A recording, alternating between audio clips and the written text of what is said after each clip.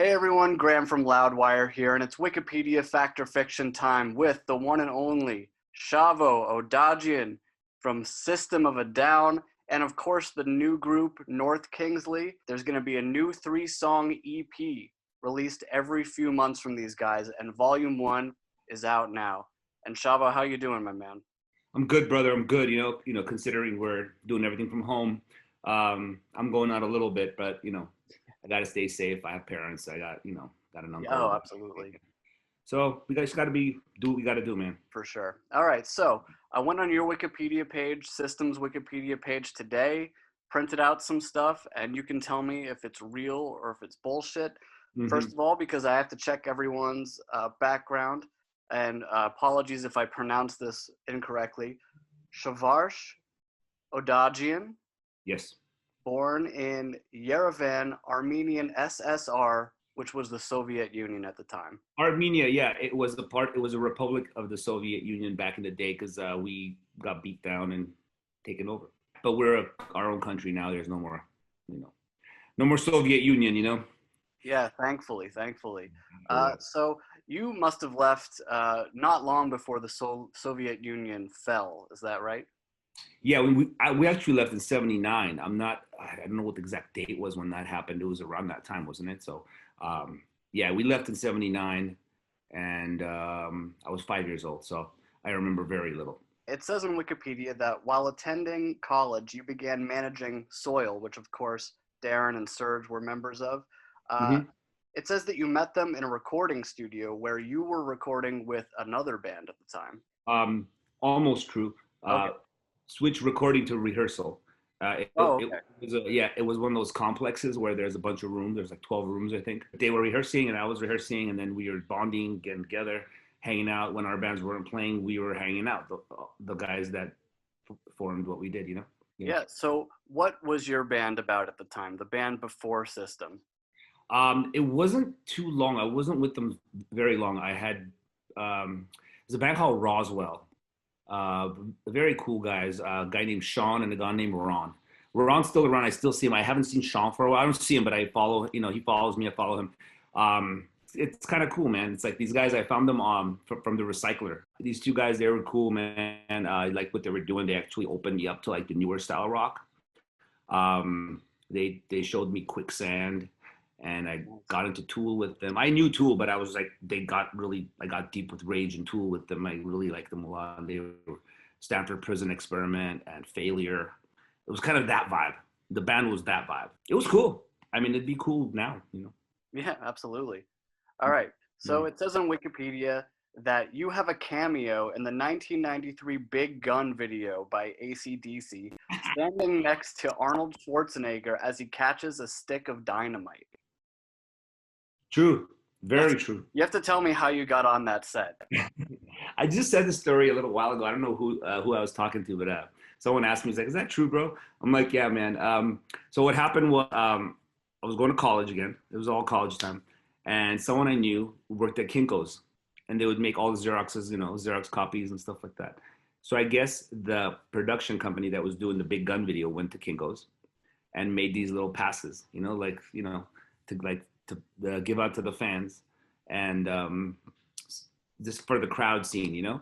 And so my friend brought me like 4 of them. It was like, here, let's go to the Big Gun video. I'm like, fuck yeah, Big Gun. What is this? So it was at the where was it? It was in an airport, Van Nuys Airport, and it was in a hangar. It just right place, right time, bro. Like there's Arnold Schwarzenegger. We had no clue he was gonna be in the video. It's like, fuck, there's fucking Terminator. Um, they bring him into the crowd. And I'm like, here, right here, bring him here. Just like making noise, just being stupid. And they brought him right there, right next to me. So that was like, whoa, okay, here's Arnold. I started like talking to him and saying things to him. He kept looking back like, who's this guy? And then I don't know, man. It's just kind of like the shot they used, the lighting guy, the DP or something. The lights hit me more than they hit him. I was shining. So it's like there's 2 people in the video. It's like it's a crowd and 2 people instead of, it should have been a crowd and Arnold. But there's a kid right next to Arnold. That's just me. But yeah, it was funny. The next day I was popular at school. Dude, huge bragging rights on that one. At That's the so moment, yeah, at the time I was like, yeah, friends with Arnold. and Yeah. Brian. And I know Angus from way back. So it says that in mid 1997, System's drummer Andy left the band because of a hand injury. Yeah, dude, that was weird when that happened because we were already having a little bit of things like it was the misunderstandings and stuff going on a lot. And what happened was we were doing a lot of shows, and then we were about to get signed. There was a lot of labels coming. It was that time, and Rick was coming to a show. Rick Rubin, we heard about it, and so we were preparing for that show. It was that Viper Room show that we talk about, where we got picked up. He got mad at someone and punched the wall, shattered his whole, like they said he couldn't play drums for at least a year. So we're like, dude, at least a year. Like, and we were in a studio working with another band, not working with, but like we were sharing a room with another band. And the band didn't have a singer. They were just like a jamming, and they weren't really going anywhere. And the drummer was John. And we were like, why doesn't John fill in and we see where we go with this? You know what I mean? Like, we can't wait a year right now. We can't just stop. We had the momentum rolling. Rick Rubin's coming to the show. So there was no intention of like holding on to John at the time, It wasn't like, you're out, Andy. It wasn't like that. But what happened was, as John played, he learned like 8 songs in like one sitting. The rest is kind of history, bro. We just kind of kept him in. Andy's arm, it didn't get well for a while, man. It was like over a year or two. And then he started singing for a band called Apex Theory. And so we helped him out a little bit, got them on the Ozfest. Actually, years later, I hung out with him for a little while. We were this close to doing another project just for fun, but it just didn't work out. Yeah, just didn't work out. Both our lives were kind of crazy. I had just had a kid at the time, and he did too. So, it just happened that way, and we just kind of went with it. You just got to follow. You just got to roll with it, bro. You got to roll with the punches. When you attracted the attention of Rick Rubin, it was at one of the shows, and he asked you, hey, let's keep in touch. Who, Rick? Yeah. I don't know about that. Don't know? Okay, that might be. No, he actually, the first show he came to, he pulled us, it was at the Viper Room, and we went outside because he wanted to talk to us after the show. We're like, fuck, dude, Rick Rubin wants to talk to us. And he's like, yeah, I want this. I'm like, what? You already want this? Like, because before that, like, labels were coming for like weeks and weeks, months. They were coming to the show. Same guy would come and sit there. I was like, so, and we're not going to ask him like, hey, give us a deal, because that looks like we're thirsty and hungry. We were, but we didn't want to seem like we're desperate, Yeah. We saw other bands getting picked up, but these guys were never making a move, We were just like this band that got stuck, We're like, fuck, everyone's getting picked up. All these bands that we were playing with, they're like signed by Geffen. One guy signed by Universal, this, that, whatever.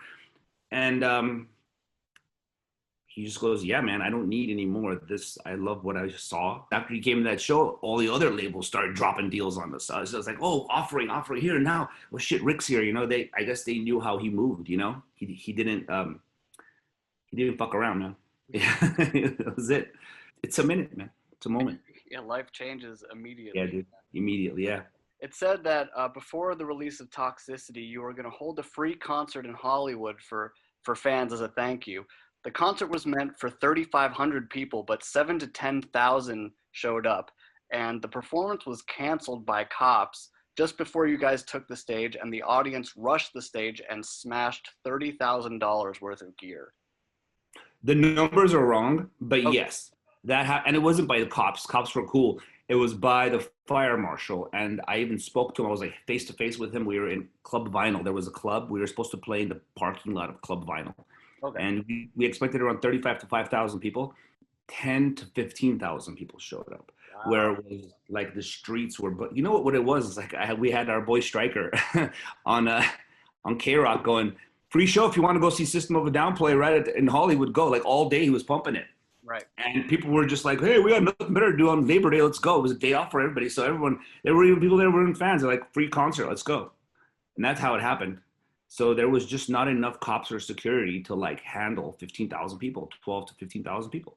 And, but we had this big ass banner on the wall, like 100-foot banner, said System. And I told the fire marshal and John, like right face to face going, dude, these kids are not going to be happy. They've been waiting since last night, some of them. You just tell them they're not playing. Why don't we just get up and say, yo, we can play like 5 songs and that's it. Just play 4 or 5 songs and be done, bro. Nope, you guys got to get out of here. And we had family and friends. We had to they put us in these vans and shipped us out. And as we were leaving, I saw the banner drop. When the banner dropped, chaos. It was like, fuck these guys. They attacked the stage and started busting our gear. And there's video of our techs like not fighting, but like protecting our gear. Cause there was like aerial shots, like helicopter shots in there. And I even saw a pipe hit one of my guys. They were swinging with pipes and shit. It was crazy, bro. They were throwing hammers and rocks, and all the barricades were getting thrown on each other. It was nuts, bro. It was like chaos. I watched the whole thing go down on the news. It was like live. It was like every channel in LA had live footage of the riots. All of a sudden, it was like LA riots, and it was like, what caused this? And then the band's name is being said over and over and over, and the album's dropping the next day. So that was the best marketing we could have ever gotten. Ever publicity. There's nothing like that. Like we couldn't have paid for marketing like that. They were zooming in to like cars carrying gear, like pickup trucks with like my cabinet in the back. Like they're stealing now. Yeah. It's like I'm seeing people I know with like drum heads or drums like running down the street, like people I know from shows, It's crazy. And then the craziest was they found my cabinet on Vine and Hollywood. Hollywood is just left over there with a big system on the cabinet. It was a crazy picture to see this cabinet just sitting on the corner of Hollywood and Vine. And then there was another crazy moment I noticed on the news. They zoomed in and there was a girl, some like little girl. Like when I say little, she's probably like 16, 18, I don't know. And she had a hammer and she was smashing one of our amplifier, not amplifier, we had the effects rack. Yeah. The rack was on its back, and it was just like, and you see like dials like flying off and shit. And like, what is this girl? What came over these people to destroy? Like shit. It was nuts. It was an experience. Yeah. Shit's wild, man. Amazing. Chop Suey, Wikipedia says that the song was originally titled Self-Righteous Suicide, but Columbia Records forced the band to change it to avoid controversy. It was not called Self-Righteous Suicide. It was called Suicide. Okay, gotcha. That's why in the beginning of it, you hear Roll Suicide. Right. Because it was always called Suicide, never Chop Suey. And then Chop Suey is suicide chopped in half. Okay, but it was the record label that was like, this is a bit too much, guys. There was some kind of talk about it. We had to pick and choose our battles. We couldn't battle everything, So we were smart about it. We made it something cool. You know what I mean? It wasn't like we didn't want to name it that. It wasn't like we named it something light. We named it something that has a story behind it. Now, 20 years later, you're asking me about it. 19 years later. That video is actually about to hit 1 billion views. Second time around.